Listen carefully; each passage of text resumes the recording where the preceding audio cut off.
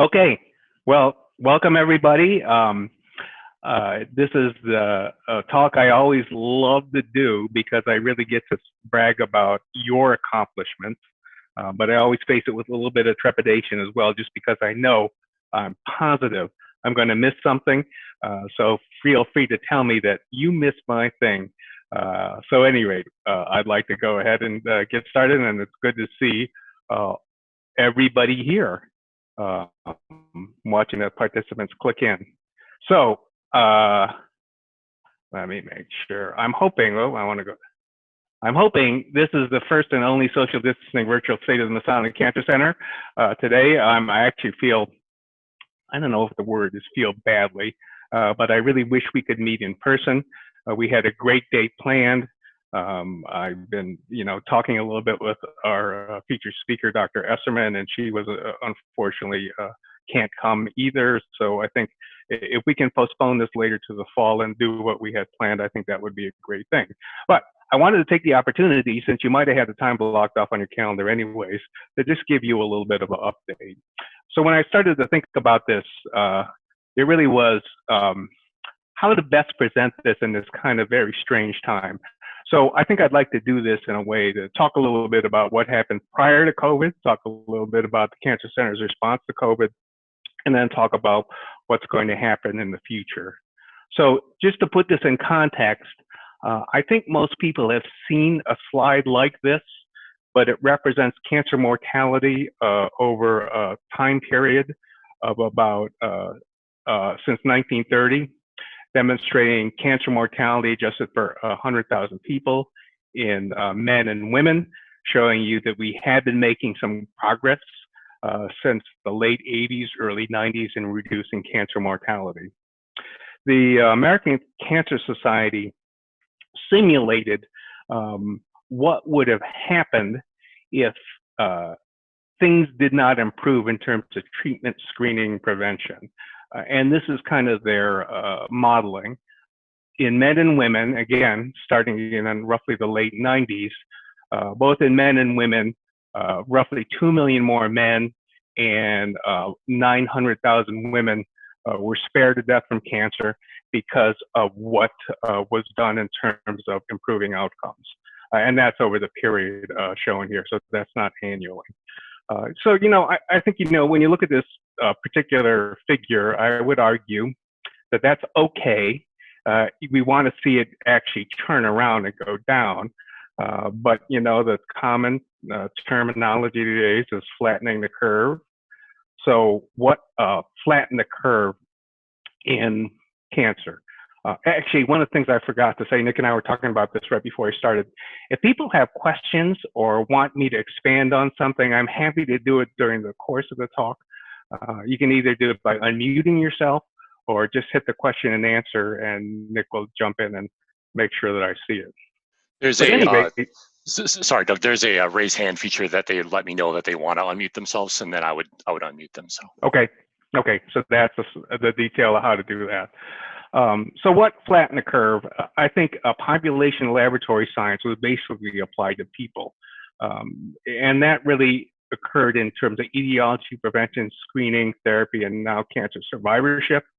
I think one of the biggest advances was we started to pay attention to what people were discovering through their research opportunities. I'm going to date myself and tell you that I finished my fellowship maybe 30 years ago. And for those of you that know me, I'm interested in breast cancer.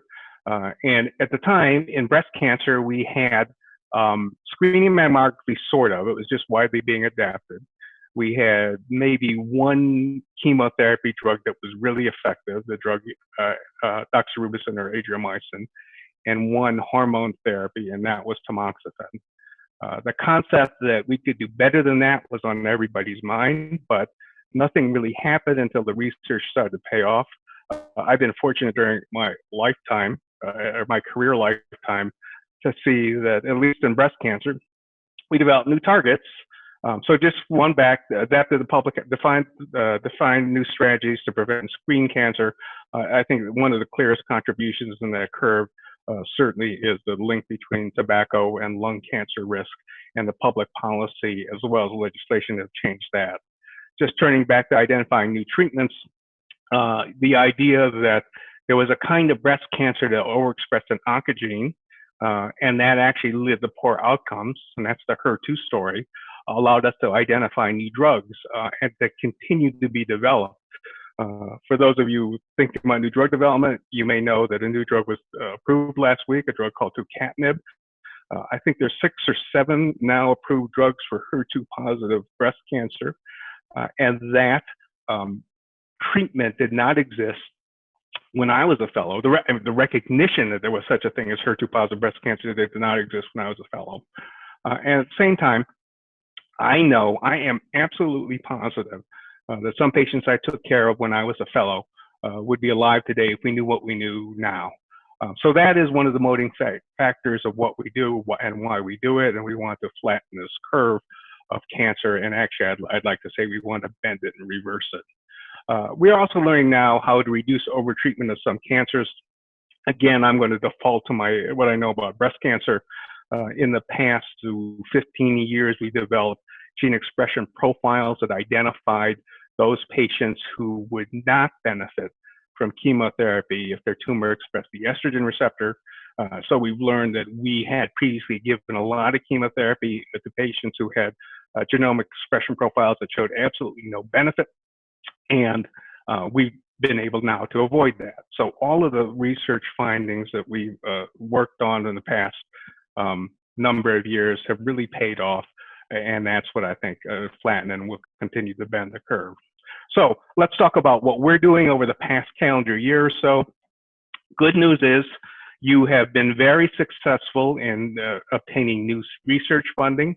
There's about $67 million in new awards in calendar year 2019. I want to thank Aaron Schultz for putting these numbers together. And it shows you what categories they were in: NCI, NIH, industry, other, DOD, the American Cancer Society. We pulled out a couple. Ruben Harris and I have worked on APOBEC 3V in breast cancer, and that was finally awarded with a program project grant. I want to comment for all of these. I think that we've had substantial seed funding in terms of philanthropy. Donors were willing to contribute substantially to get these projects up and running. We also put some cancer center support money behind these as well. And I think that's been fortunate that we've paid off in lots of different ways. Aaron LeBeau's had a fabulous year, multiple new grants. For those of you that listened to the cellular mechanism presentation yesterday, it's very exciting and a very translational move towards identifying antigens that could be targeted in prostate cancer. As part of Team Science, Carol Lang, Kaylee Schwartzberger, and Julie Ostrander have a new RO1, which examines breast cancer stem-like complexes in tumors. Sylvia Balbo and Pete Lialta have a new RO1. Steve Heck has a new RO1 that's interventional around watercress and detoxifying environmental toxins. And Peter Gordon has a new R37 grant for leukemia. So when I said in the beginning, I knew I was going to miss some. I'm sure I have, but I wanted to point out those couple of advances and a tremendous amount of work you've been doing in terms of your research activities. Similarly, publications have been very strong across all 6 research programs. I don't think I'm going to go over every single one of these, but our faculty members have been highly productive and highly cited. While a single name is listed as the investigator, I think everybody on this list will recognize the fact that there are multiple contributors to any particular project, and that really is the nature, I think, of cancer research or research in general. So we have been productive, and I think the thing we want to really think hard about is how can we continue our level of productivity, and what steps have we taken to try to make that happen. So I know all of you have different relationships with the Cancer Center, and I just want to point out that, you know, clinical research, the end arm, is the end result of your research is a very important part of what we do. So within the past year or so, we've enhanced clinical research by creating 2 teams of the clinical trials office. And they really came out of the idea that we had substantial strengths and substantial activity in clinical trials research. And so we decided to best accommodate our patients and our faculty, we would create two teams. One we are calling the solid tumor unit. Chuck Ryan, who is the co-associate director of clinical research, and Emil Liu, who's the medical director, lead this effort. Cell, gene, and immunotherapy is the other team within the clinical trials office. John Wagner also leads that as a co-associate director of clinical research. You may also know that John is the leader of the Institute of Cell and Gene Immunotherapy. Obviously, cell, gene, and immunotherapy has applications beyond cancer. I will come back to that in a minute. And Shernan Holton is the medical director of that unit. I think the reason we really did this is to recognize, one, that there are multiple ways to treat cancer. You know, as I said, when I began in my career, there was targeting DNA synthesis with chemotherapy, and there was hormone synthesis. There were no antibodies. There was no concept of immunotherapy being particularly useful. And I think the idea that we have substantial expertise in both groups, and we can run clinical trials more efficiently and be more responsive to the needs of our patients by creating these two teams. So I know, so that's a faculty leadership. I know everybody loves to look at an organizational chart, but I wanted to put this up for a couple of reasons. First, for you that are doing clinical research, you know, it's a complicated world now. I always tell people back when I started with clinical research, it's 3 drugs better than 4 drugs, or 4 drugs better than 3 drugs. That's a very simple clinical trial design. It really doesn't take much to do. Now, trials are getting more and more complicated. I wanted to show you the two teams, the solid tumor unit and cell, gene, and immunotherapy.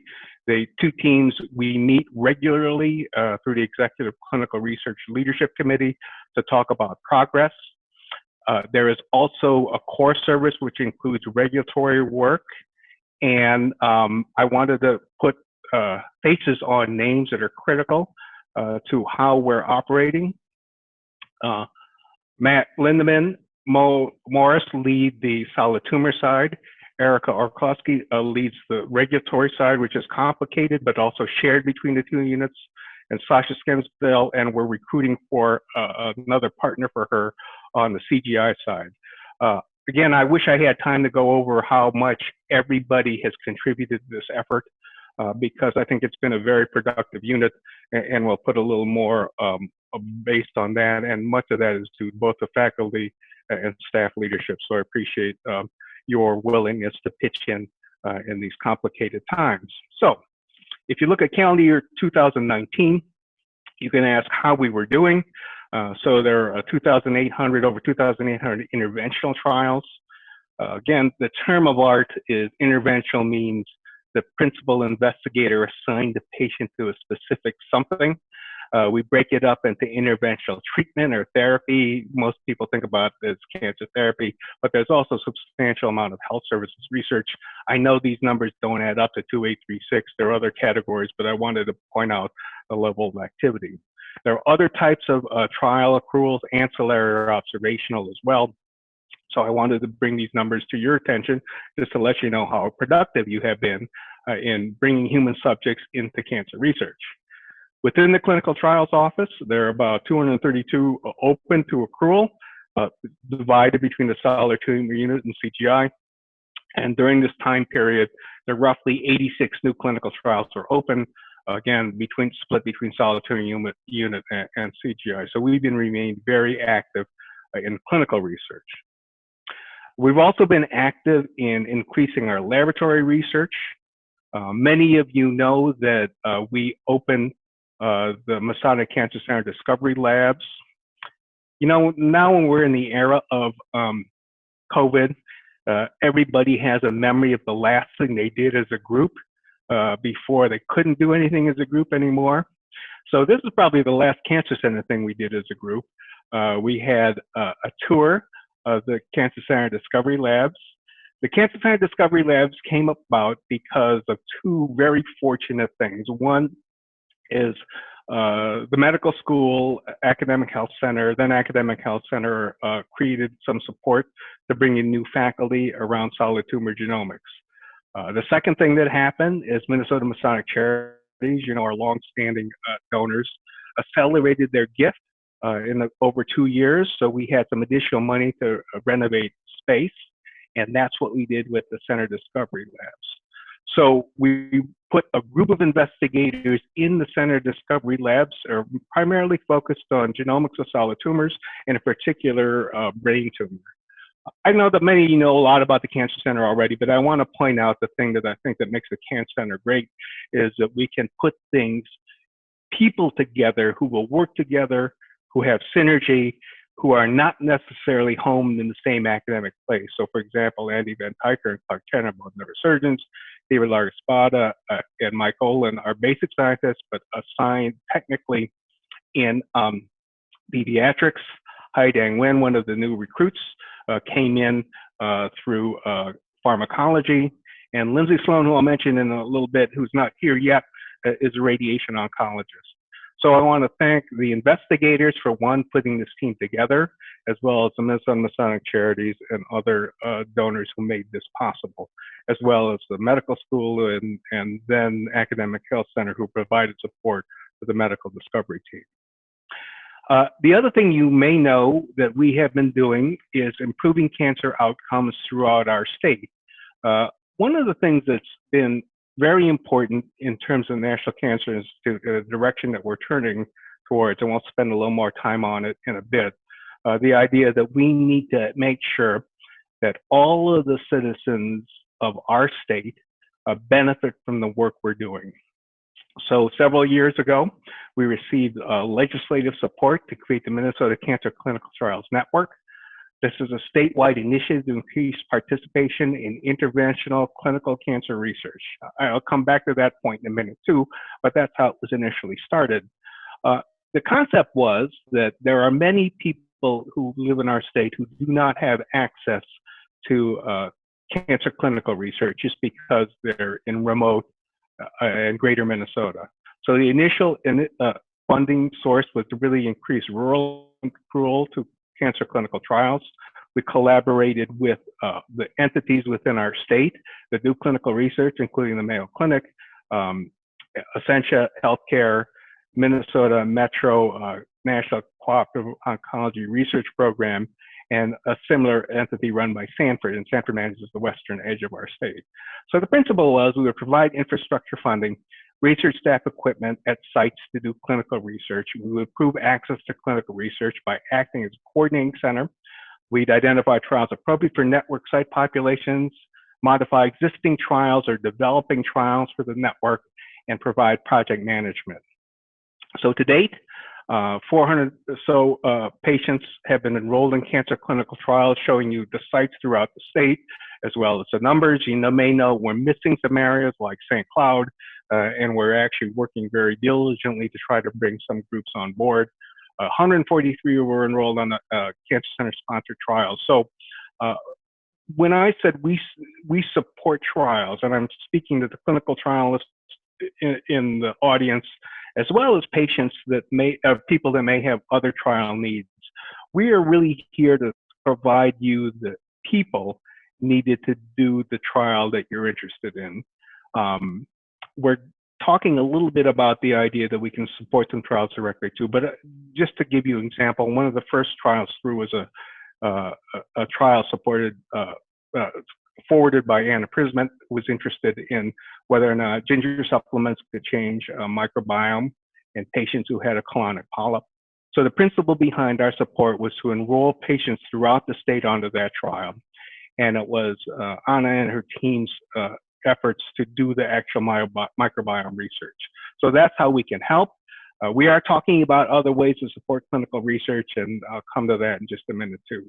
So 18 sites are were actively enrolling patients, I'd have to say. I don't know where everybody else is in terms of enrolling patients in clinical trial with COVID, but 46 trials have enrolled patients, and there's 6 trials in the pipeline with more to come. So if you're interested in availing yourself of that network, we provide project management and regulatory support for therapeutic and non-therapeutic interventional trials. I'd say that is mostly true. We have done one survey trial, actually one survey, and that particular survey was meant to support the of a therapeutic trial. So I'll give you the example. Charles Liprinzi at the Mayo Clinic has made the observation that many patients had dried out nasal passages, it calls it nasal vestibulitis, at the Mayo Clinic site, and they wanted to know how common that was throughout the network.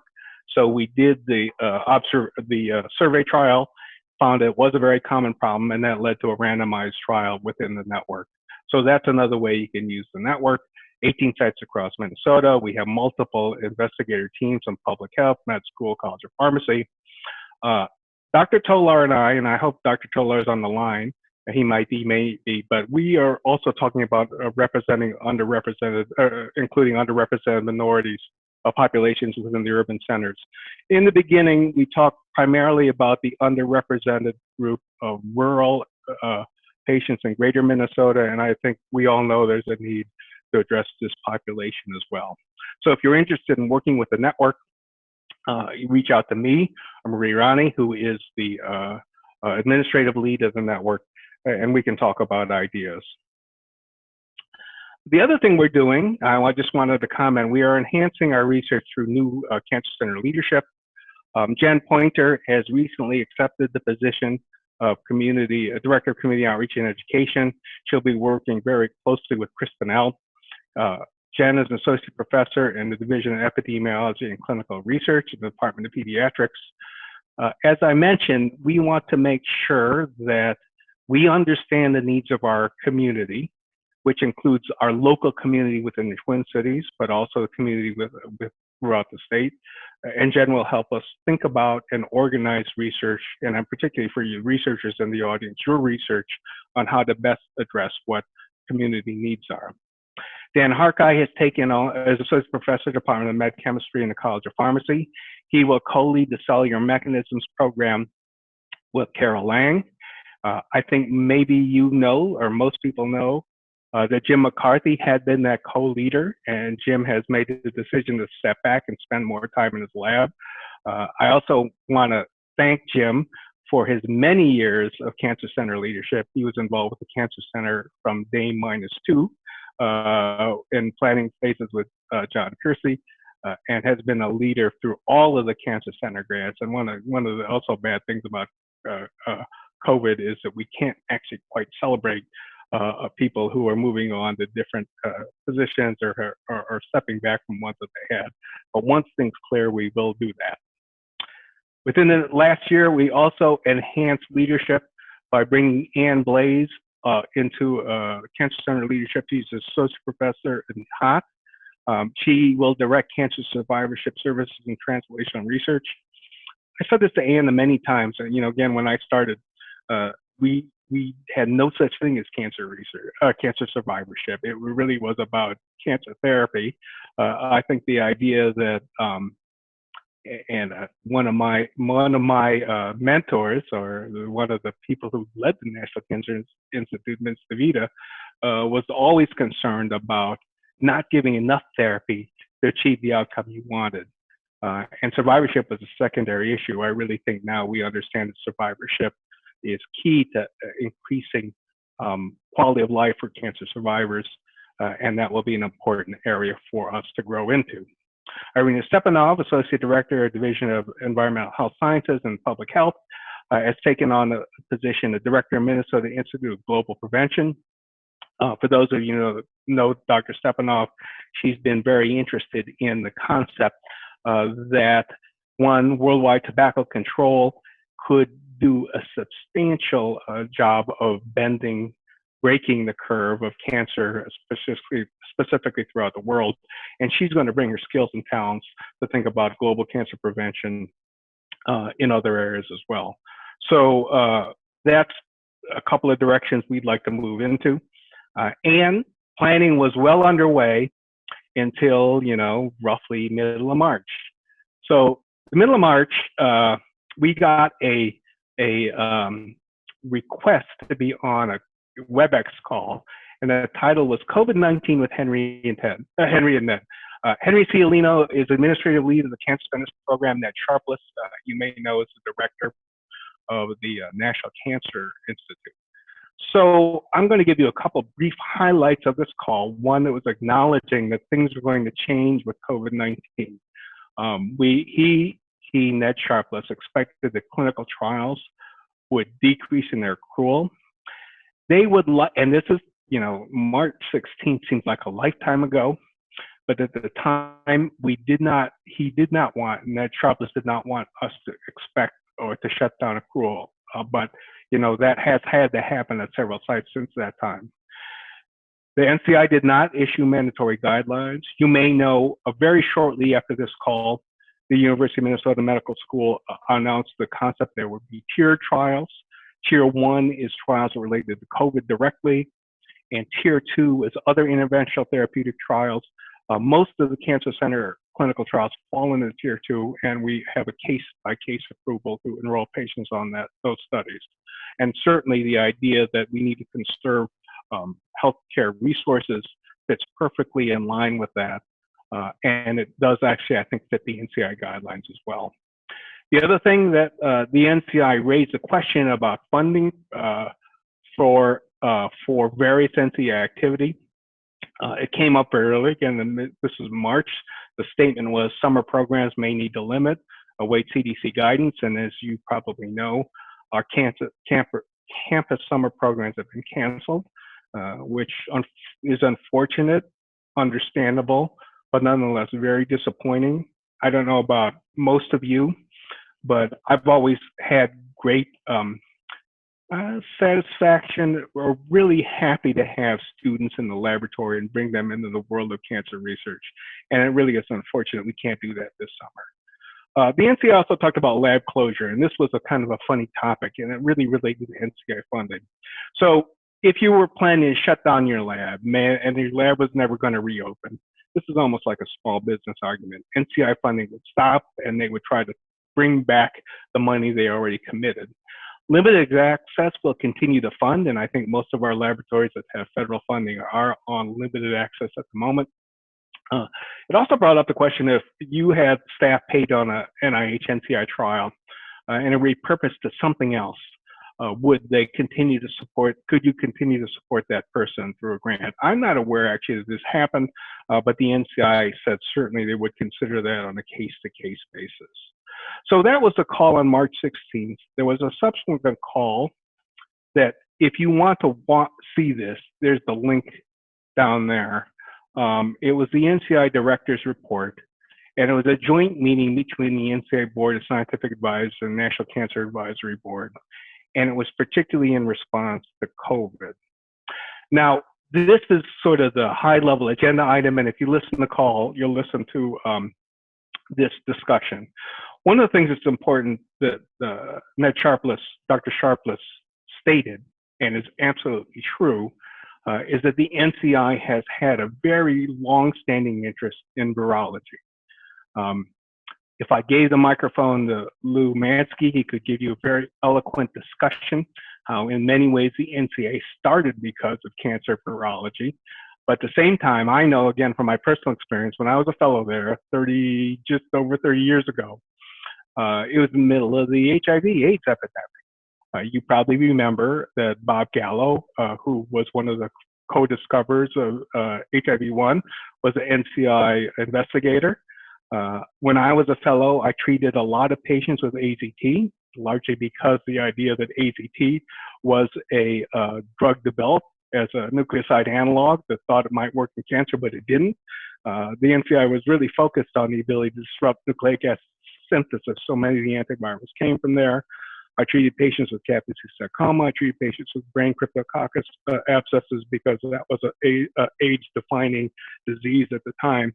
So first off, that is true. That the NCI has been intimately involved with antiviral therapies for a long time. So at any rate, if you listen to this, we'll discuss the impact of the pandemic on the NCI. COVID-19 has affected everything they're doing, but they are embracing opportunities to contribute to COVID research. And the one thing I wanted to point out, and I think you probably know it's true, but cancer research and cancer care remain job number one at the NCI, and I think that would go ditto for the Cancer Center.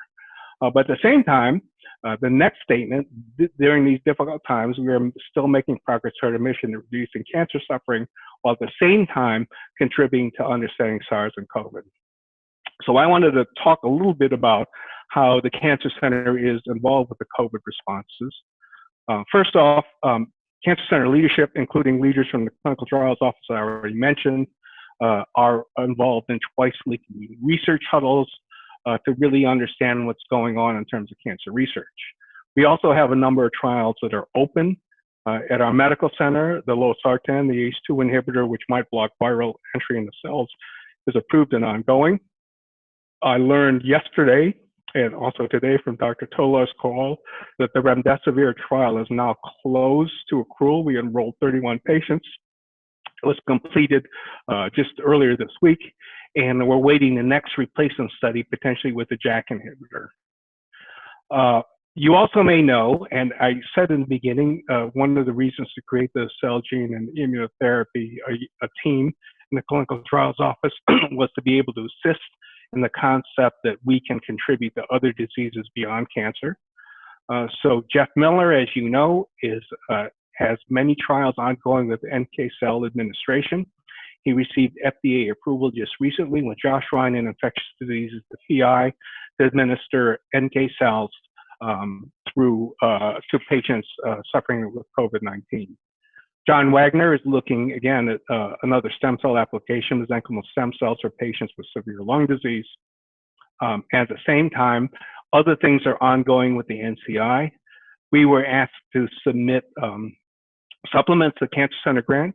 Dr. Weisdorf coordinated a grant application to track COVID infections in bone marrow transplant patients nationally. And we learned earlier this week, or maybe even just yesterday or the day before, that the NCI is planning a natural history study of COVID-19 and cancer. This protocol is pending.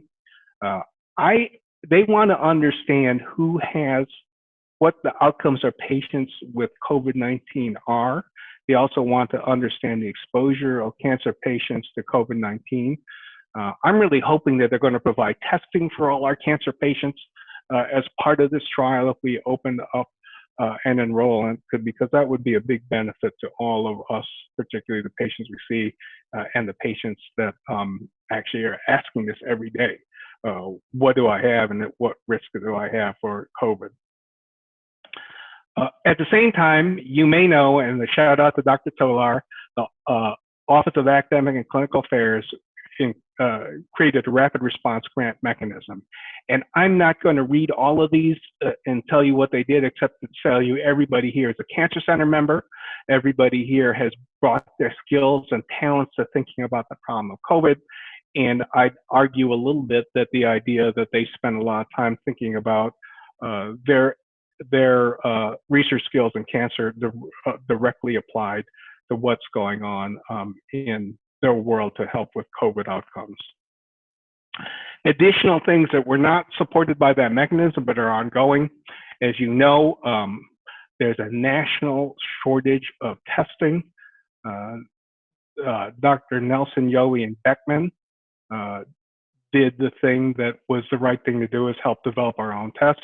I remember on an earlier call with Dr. Tolar just saying that, we're going to do this on our own because nobody is writing in offering tests. So they got that up and running. Again, all Cancer Center members. Dr. Jenkins has been at the forefront of antibody testing.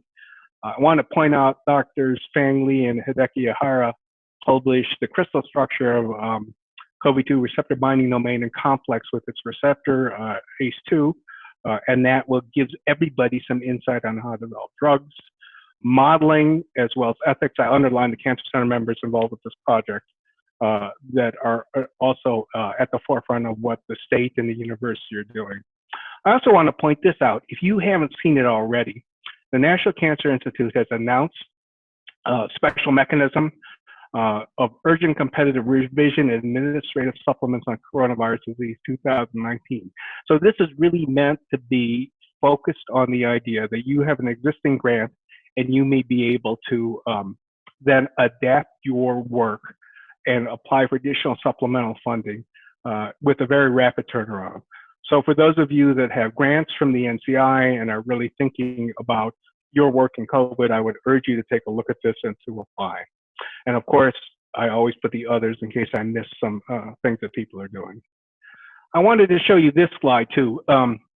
And when I showed this to Cian and Aaron Chills, they said, oh, this is too complex and break it up. But I didn't want to do that for a couple of reasons. One of them is I wanted to tell you, even though we're not actively accruing to clinical trials now, the clinical trials office is actively involved with making sure that the patients, subjects who are already on research subjects are safe and getting the therapy they need, making sure their staff are safe and being able to take care of the patients remotely distancing, as well as contributing to the ongoing research effort within the university.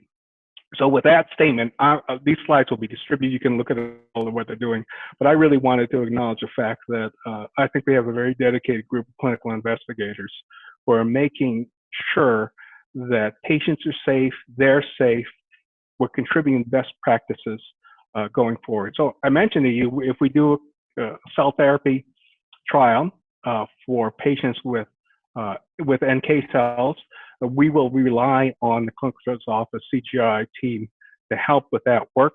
And I'm really grateful that everybody's willing to step up and step in under this time when things are very complicated in terms of ongoing clinical cancer research trials.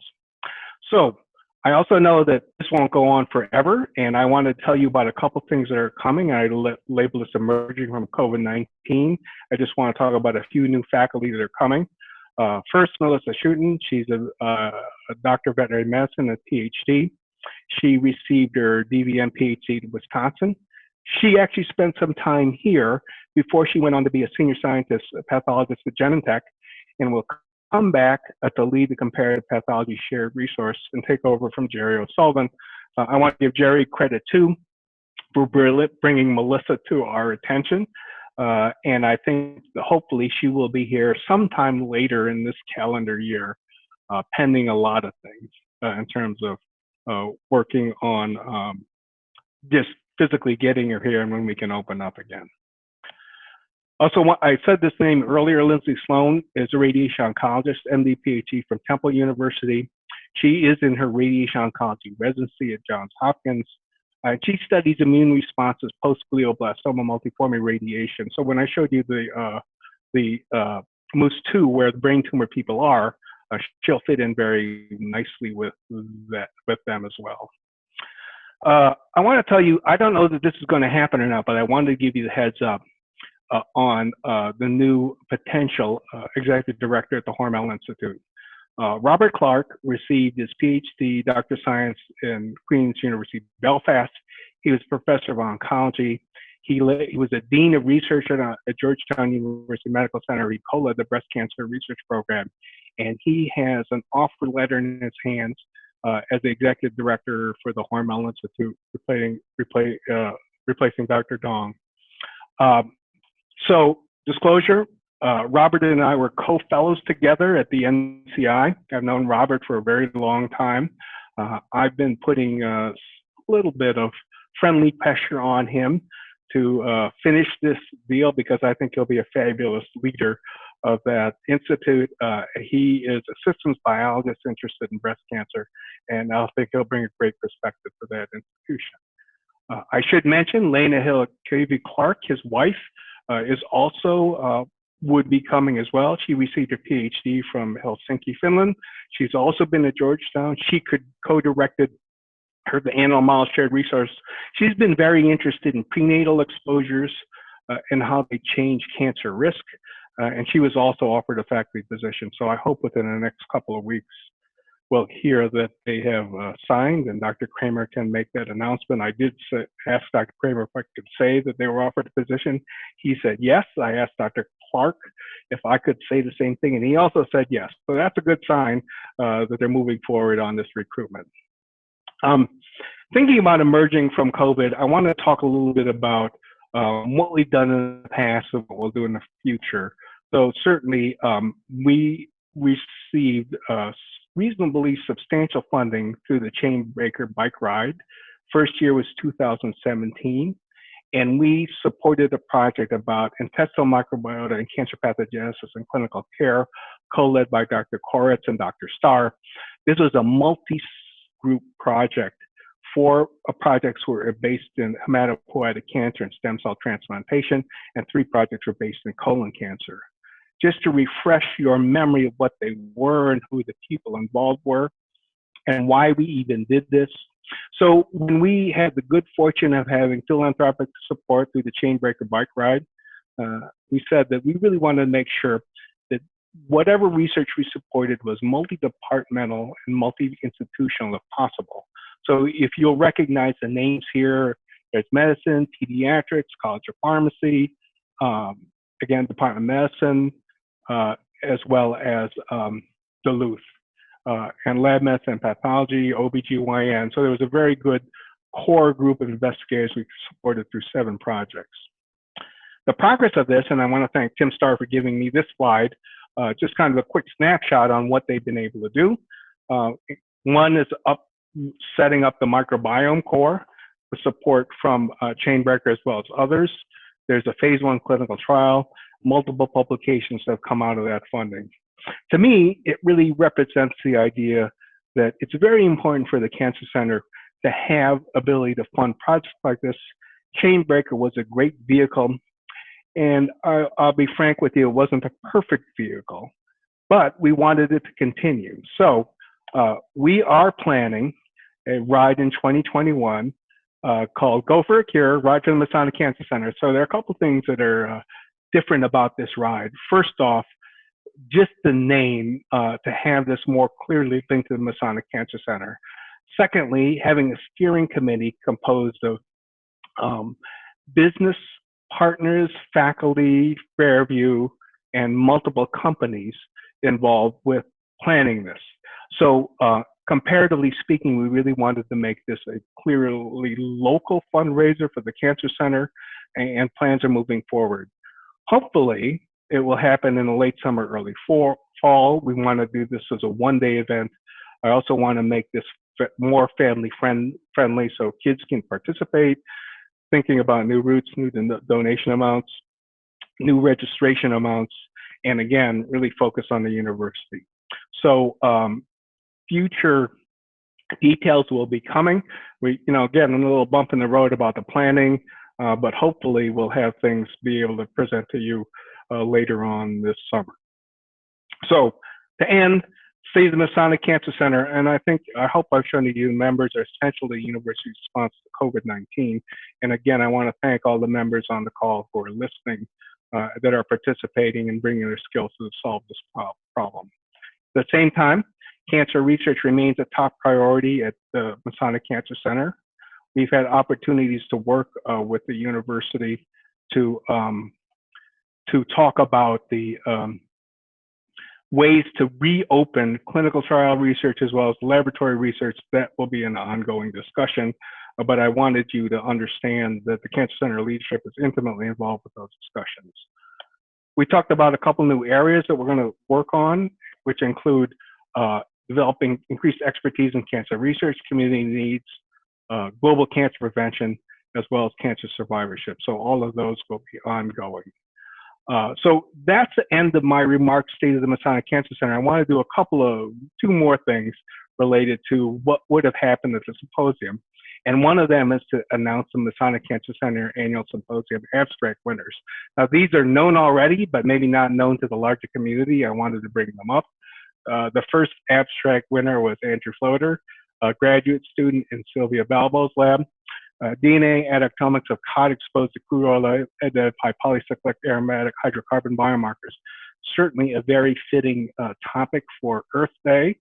At the same time, Andrew and Sylvia, if you're out there, I actually happen to know one of the owners of the company, Olson Fish, that still makes lutefisk, and I know that they go out every buying season to buy cod.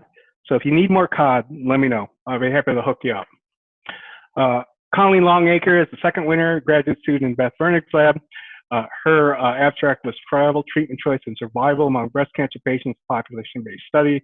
Colleen and Beth we have a window in time now actually to figure out what COVID is doing, the breast cancer outcomes, and I hope we can study that based on the work you've already done.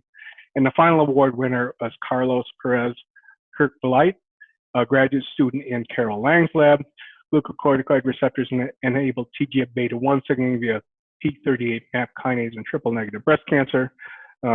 I happen to be on Carlos's committee, so I know he's working hard to finish up and move on to the next event, which is taking care of patients. So those are the award winners, and I also want to present the Excellence in Mentoring Award. This is the first year we did that, and I just wanted to comment that the Excellence in Mentoring Award was announced as your nomination should reflect the extent to which the mentor has provided sponsorship, encouragement, and support for the career and or personal development of yourself, as well as for the career and or personal development of other faculty, trainees, and students. We got a really substantial number of applications submitted by many of you. I think this was a difficult decision. I just want to comment that for the first year, we selected Dr. Hatsukami. So I believe everybody hopefully knows Dr. Hatsukami's research. She's a professor, Department of Psychiatry, Associate Director of Cancer Prevention and Control, and has been central to understanding how we deal with tobacco control. She was nominated by Dana Carroll, and I just want to read a few lines from Dana's letter. Dana said, "During my training, Dorothy provided me with countless opportunities to garner new research skills, such as working closely with her on her clinical trials and providing me with financial support so I could attend conferences and career development activities. Dorothy has reviewed every paper and every line of every grant proposal that I've requested her feedback on, and her reviews have been always thorough, thoughtful, and helpful." Further, Dana goes on to say, "Dorothy's excellence in mentorship is further portrayed in how she treats her mentees. Dorothy has always treated me with the utmost respect. She's 100% inclusive. She invites me to every meeting and open doors to every opportunity that she thinks would be helpful for my career and professional development. She has never made me feel lesser than her, but rather that I am a respected colleague and an equal, and that I have important contributions to make to the discussion at hand." And finally, in her closing statement, Dana says, "I often tell my colleagues and family that I hit the jackpot with Dorothy as a mentor." So Dorothy, congratulations. I guess we can virtually clap, but very well deserved and really represents the kind of mentor we were looking for in this first award. So my very last slide, I want to thank the planning committee. I'm not going to read names, except I am going to call out Liz Feedy. Liz Feedy, who I think many of you know, has gone on to accept the chief of staff at the Hormel Institute. So if Dr. Robert Clark goes there, they'll be working closely together. We're sad to see Liz and her family leave us, but at the same time, it will also establish our ability to link more closely between us and Hormel. Liz's first day, I think, is like May 4th, so she'll physically still be here. Again, another downside of Corona is that we can't have the appropriate recognition event for Liz, but we will as soon as we open back up. So I like to end there, and I'd be happy to take a couple of questions. I see there's a couple of comments already. So John Wagner wrote in, I had mentioned to you that on the two trial office side, there was a clinical operations director, clinical director and operations director on the STU side, Matt and Mo. John wanted to announce a recruitment of the director of operations who will serve as the operations director of CTO CGI, Deidre Shenzelios. I'm going to read John's comment. She has tremendous experience and the search committee's top choice. She was the administrative director and research institute at Seattle Children's, key to the development of Cure Search under the direction of Mike Jensen, and her start date is June 5th or about then. So thank you, John, for bringing that up, and I'm glad that we have now completed the team and leadership structure. Sylvia said, thanks. If you need more COD, she'll let me know. I'd be happy to do that. Jill Siegfried asks, can you say anything more about research opening back up, even in a limited fashion? I don't know the answer to that. And I don't know if I'm going to put Dr. Tolar on the spot if he's out there. But I think that's a conversation we probably need to have. On a call earlier this morning, if you were on Dr. Tolar's call, we don't expect the peak of COVID to be here in the near future, or maybe in the next couple of weeks. So I think it's going to have to wait until then. I also want to acknowledge the fact that I think many of you heard, I've heard from other people that Mayo is starting to reopen their research laboratories. Obviously, they're maybe in a different situation than we are. And certainly, if you look at the incidents by county, they're in a different situation. So I think that that's going to have to come out at the university level.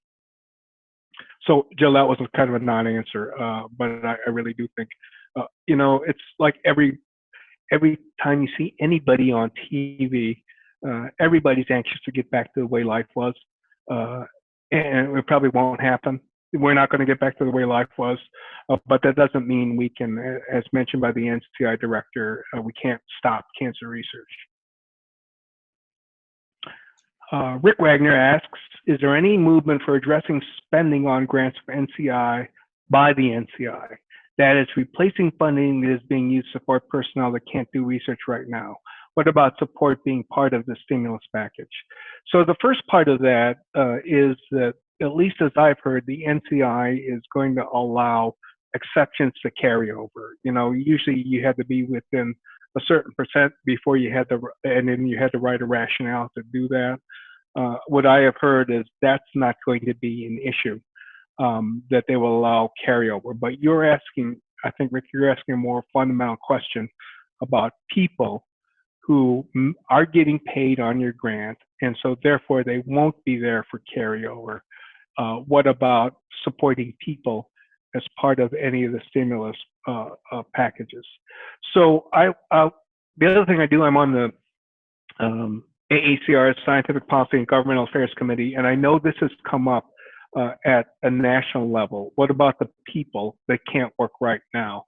So granted, they're not spending supplies and you can carry that over, but the people you're supporting also need to have appropriate carryover. I don't know that there's a direct answer yet, but I will ask that question the next opportunity you have with the NCI.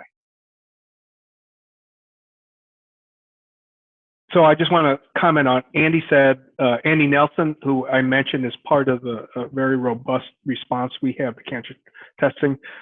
He said, Andy said, we'll be absolutely dedicated to getting all cancer patients tested as needed. Andy, I appreciate that.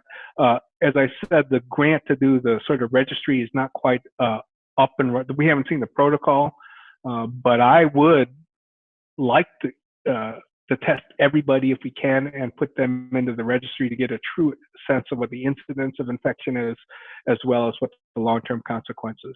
I think you may be able to recognize the data that came from China, arguing that both cancer patients and cancer survivors have worse outcomes from COVID. But I don't know that anybody's had a very good sort of scan of how prevalent COVID infection is in the population we treat. Salim Bad asked the question about after May 3rd, we'll be able to start to do research in stages, and I think we're going to have to wait and take the university's cues from that, and I think it's related to the question that Joe asked. I think that's going to come out at an institutional level. I will say I do have a meeting with Dr. Tolar tomorrow, and I'm going to ask him that question directly, because I hope we can come up with some guidelines of what it's going to take. You know, I think in the past couple of days, we've all watched the news and we've seen various states, governors, federal say what's going to have to happen before businesses can open up. So I think we'll have to have that same discussion. You know, states like Georgia, who I don't know that they're basing it on data, but they're opening up a lot of things. I thought we should probably organize a bus trip down to Georgia so we can all get our hair cut, because they're opening hair salons and or a tattoo. But at any rate, I will bring this up with Dr. Tolar. Any other things I've missed? Rick Wagner says OVPR has working group meetings today to address reopening. So I think this is, like everything else, it's a fluid process. Lou Mansky has asked, any idea if NCI will be supporting COVID-19 related cancer research beyond administrative supplements? Lou, I have not seen that yet. So I have not seen an RFA other than the supplements asking for new grants. So I can't imagine they won't, or some institute won't. If it's not NCI, it will be NIAID. But I think that would be obviously next shoe to drop about dealing with COVID. Yeah, so let me just end again with something I already said, but I want to thank all of you for being incredible investigators, incredibly flexible and nimble, both about adjusting your own lives as well as adjusting your research efforts towards dealing with COVID-19. I am, as always, very humbled and proud to lead the group, if you could call it leading, and we're here to support your work. And again, thank you for all you do. So, bye. And like I said, I really would still like to do the symposium because we had a great program, and we'll see if that can happen at some point in the sort of near future. So thanks much, everybody. Everybody stay well, stay safe.